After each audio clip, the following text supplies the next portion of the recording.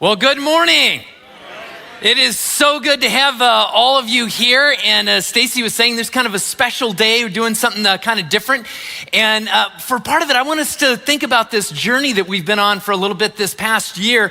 And to do that, I want to frame it out with a story of a little journey of my own, going all the way back to when I was in middle school. A very, very long time ago. And my family, we went over to this camp in New Mexico, really, really large camp, had hundreds and hundreds and hundreds of middle schoolers. And they had this one thing you could sign up for, and probably a good 100 middle schoolers signed up for it. And I was very excited about it.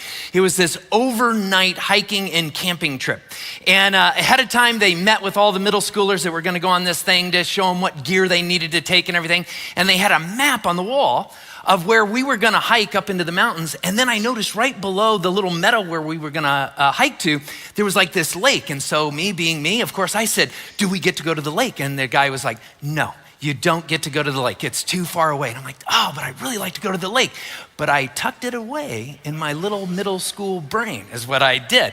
And so the next day we hike up there and we start setting up our camp in this little meadow. And one of the leaders comes by and says, hey, tonight, we're gonna have s'mores and a campfire and tell stories. And everyone was like, sounded great. And he said, so once you get your camp all set up, whatever, you've got free time until this evening for s'mores.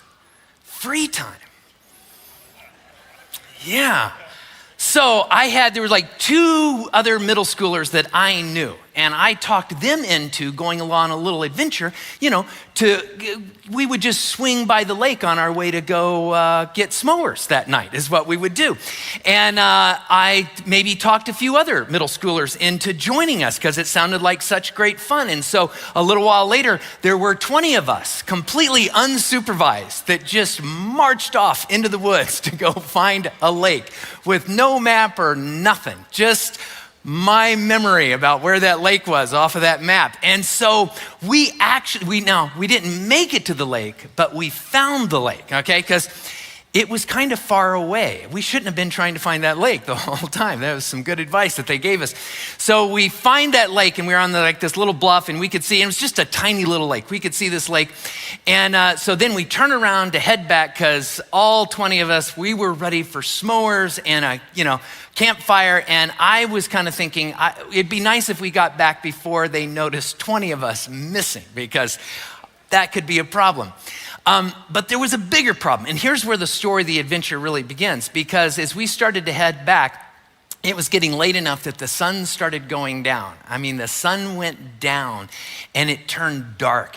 Is there some place where like in the daylight, like you don't even think about it. You know where to go and where to turn or how to get there. But at night, you're like, that's when do I turn here? Do I go there? What direction is which direction? And so as it turned dark, all of a sudden, all the references to like the mountains and how to get there and your sense of direction, it just all starts to get lost. Now, I talked a big game to the other middle schoolers there in that moment because there's when do we get back to camp? We're not gonna miss s'mores, are we? Are we lost? Are we? And I'm like, no, I got this all figured out, right? And I didn't. And I was getting a little nervous. Now, what saved my bacon, okay, was that earlier in the week, one of our leaders had fun teaching a bunch of us how to find, he showed us how to find Venus and the Big Dipper and the North Star. And I remember him talking about how the North Star, like how explorers from days past, whatever, always knew where north was. And I remember that map in that room. Like we hiked over here and the lake was there, and directly north of the lake was that little meadow where we were gonna camp. And so I kid you not, I found the North Star and let's go. We all had flashlights. But they weren't super useful at that moment.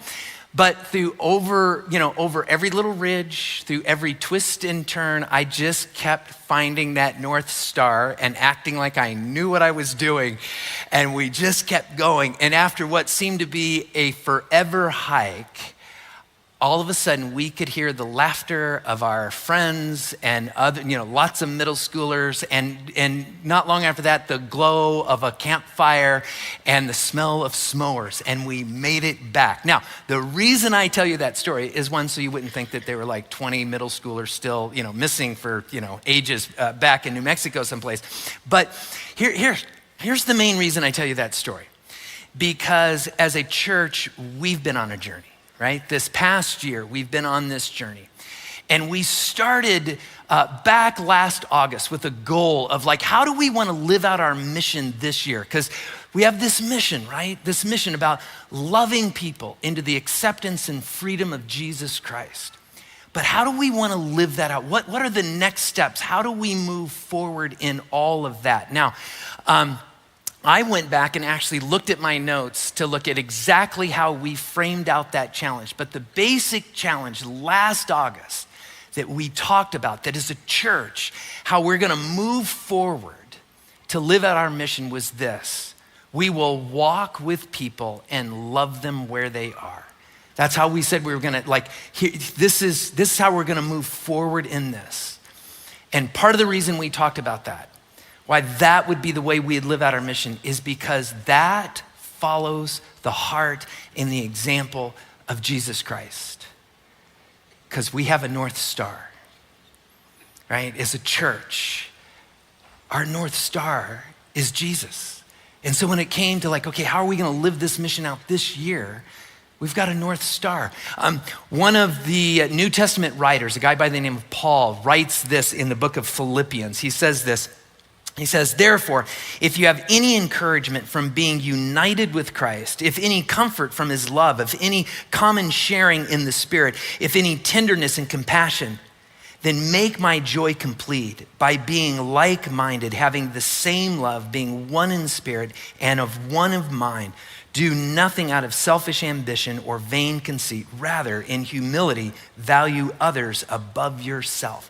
And the reason Paul writes that to this church in Philippi is because Jesus was his North Star. And what they're saying is, right, if we keep our eyes on Jesus, we learn something about how to journey as a church, as people in our own lives. And so much of it is about loving people and loving them where they are with this kind of unconditional love that Christ has. And so last August, we set out and we said, okay, we want to move forward in this next ministry season. And we started on this journey. And as we started on that journey, right, we had this North Star.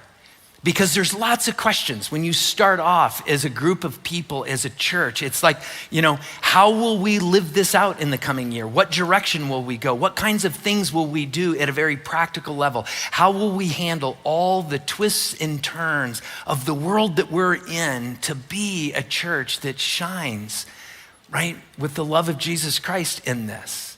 And so we set out to love people and to walk with them right where they were. That was our goal. Now, we took this down a little bit lower, and we talked about there were two things, and this is what I want to just take the rest of my time and talk about these two things that we knew that we needed to focus on to be the kind of church that we wanted to be moving forward in this next year. And the two things were connection and community. Connection and community. Let me just talk about those two things here. Let me start with connection. And what we meant by connection is that we realized that we needed more opportunities for people that were coming and being a part of this church to connect with other people in meaningful ways, in groups, in conversations, in real relationships that were authentic, that more people needed to be with people. And we got that from talking with a lot of you, especially some of you that were new and coming to be a part of this. And we're like, we want to find ways to be with. And we realized this is important because here's the thing. I can get up here week after week after week, and I can teach all about the Bible. I can get up here week after week, and I can teach all about what it means to be accepted, to be loved, to be free, right? I can talk and teach about all of that all day long. But if you don't experience acceptance and love and freedom in real ways, those are just meaningless words until they're experienced in real community. And so one of the things that grabbed our heart was, in this coming ministry season, we want to make sure that more of us have the opportunity to engage in relationships that get to be real and authentic, where you get to experience a kind of acceptance or a kind of freedom, where you get to be you and navigate through questions and concerns and still feel what it means to be embraced in a community, right? Last Sunday after one of the services, there was a couple that came up to me to thank me and all of you as a church, right? They're from Japan, and they've been living here for almost the last 3 years. They, young couple, moved from Japan to here so that he could get, I think, a PhD at U of A.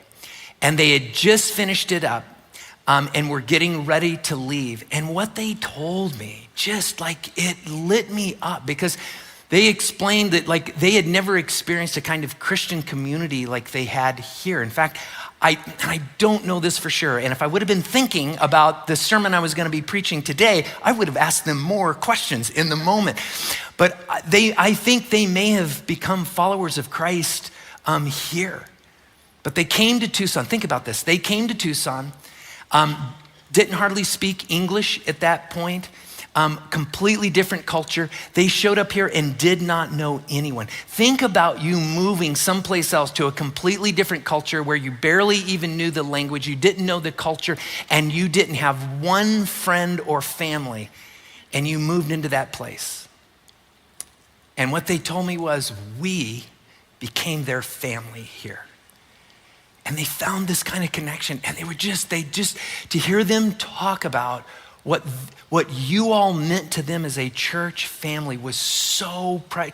I just was so proud of you guys, because some of you, like one of you invited them to come and be here, and they became a part of this place, and it did something in them, and they found this kind of connection, and they got to experience what authentic acceptance and love and freedom is like, and it was life-changing for them. And I think about this right now. This last Tuesday, they got on a plane and flew home back to Japan.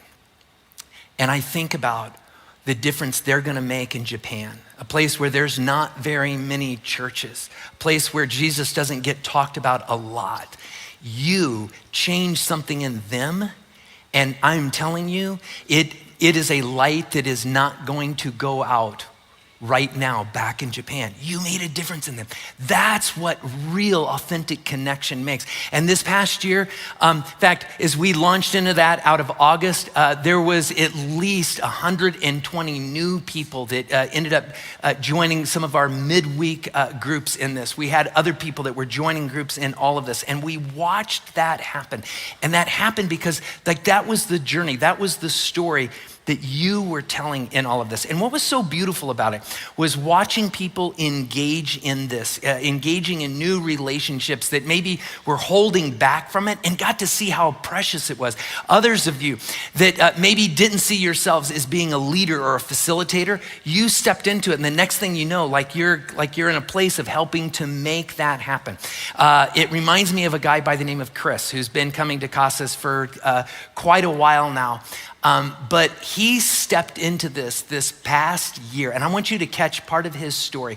And the thing you have to know about Chris is, he cares about people. And you see it unfold in his story. So watch this video just about Chris's story here this past year. Hi, I'm Chris Crane. I have been coming to Casas with my wife since about 2017-ish.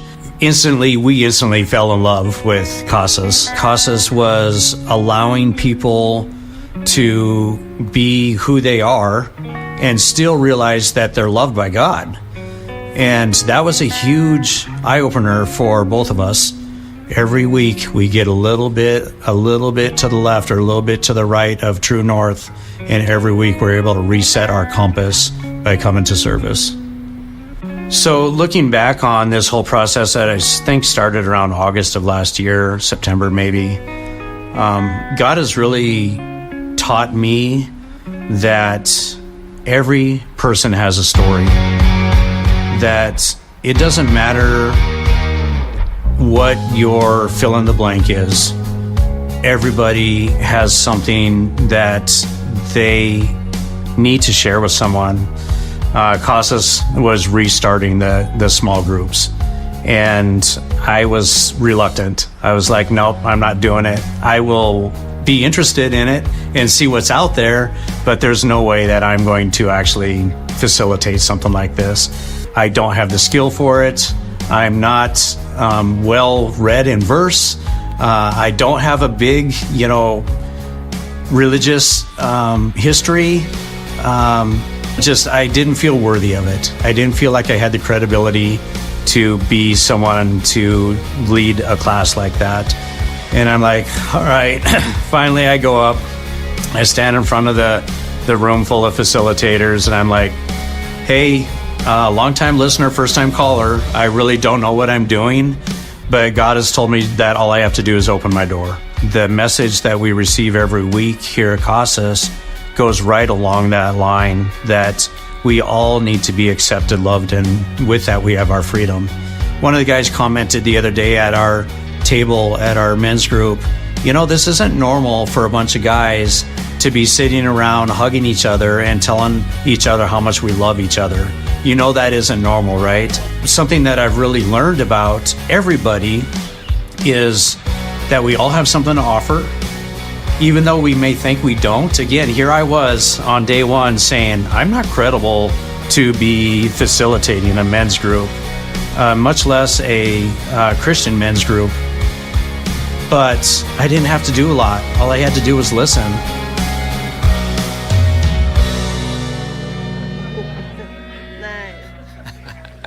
I love that. Yeah.